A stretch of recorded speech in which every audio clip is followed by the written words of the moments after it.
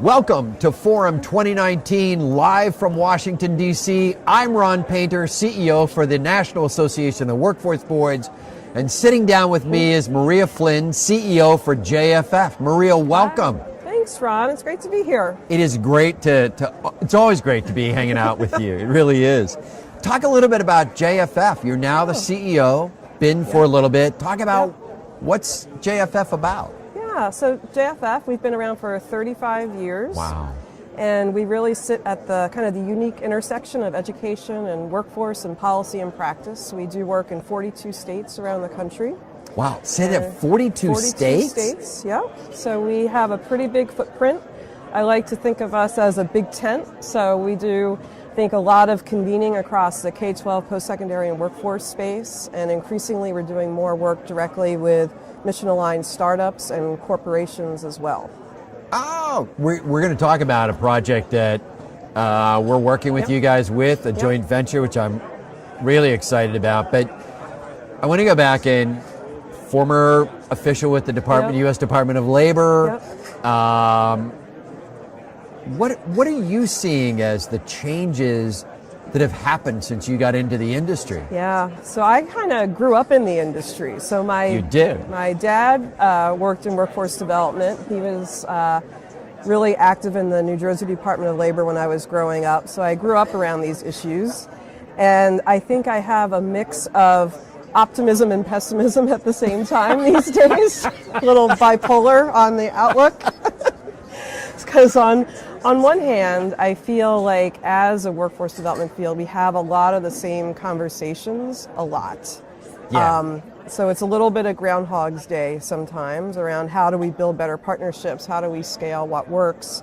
A lot of this kind of spins around. But at the same time, I think there's been a lot of exciting progress being made. And I would say, like, number one for me is seeing more corporations really stepping up and starting to invest in their frontline workers. So I think that's the biggest change I've seen, which I think is terrific. You have a lot of corporate partners. Are you seeing them more interested in the longer term interplay or the longer term exchange versus let's do a short term, let's feel good about doing an internship or summer youth experience?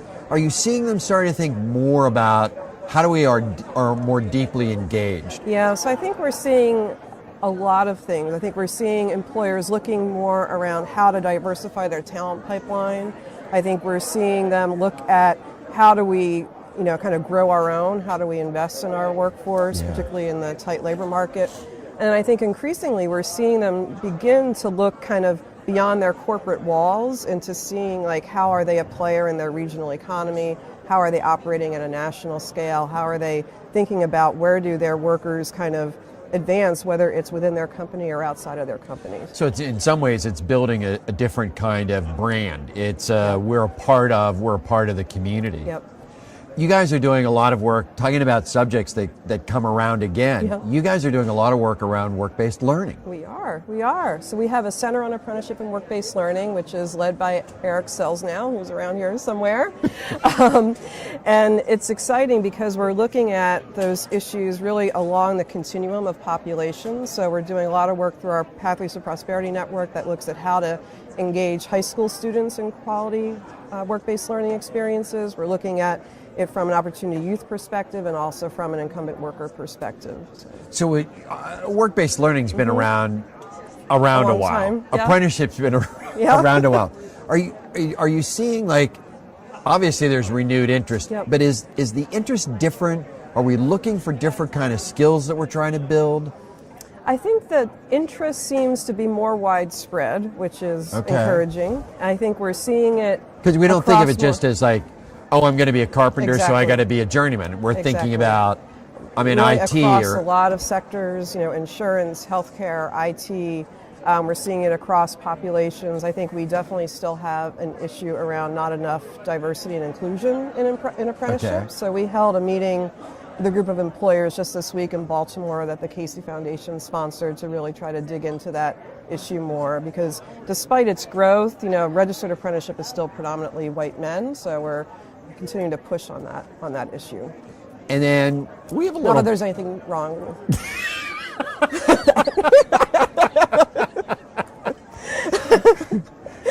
We're doing a project together, NAWB and JFF. So talk a little bit about Awake and JFF Labs. Yeah. So JFF Labs is a nonprofit subsidiary that we launched last year. And it's really to look at how can we build a bridge between traditional system players and technology solutions and corporations. So Awake's a great example, being led by our dear friend Josh Kopis, who is really looking at how can we take workforce boards really to the next level by helping them look at what are the new technology solutions, how to start benchmarking their progress against others. So really kind of looking at how to take everything to the next level, because I think in a lot of ways, with 500 or more boards around the country, it's hard to really kind of move everyone forward together. So this is really an effort to dig deep into what's next. And you guys are actually, is incubating a good term? You guys are actually incubating or housing some projects that are trying to get off the ground. Yep, exactly. So we're accelerating a number of mission-aligned startups. We are working closely with particularly folks in the work-based learning space. So we're working with real-world scholars. We're working with Catalyte, Launchpath, which I know Tim is here somewhere. Yeah. Really to really help them kind of build their products and also help them kind of navigate the systems and the customers that they're trying to reach. You have, as the CEO for JFF, you have a huge task, a lot of demands.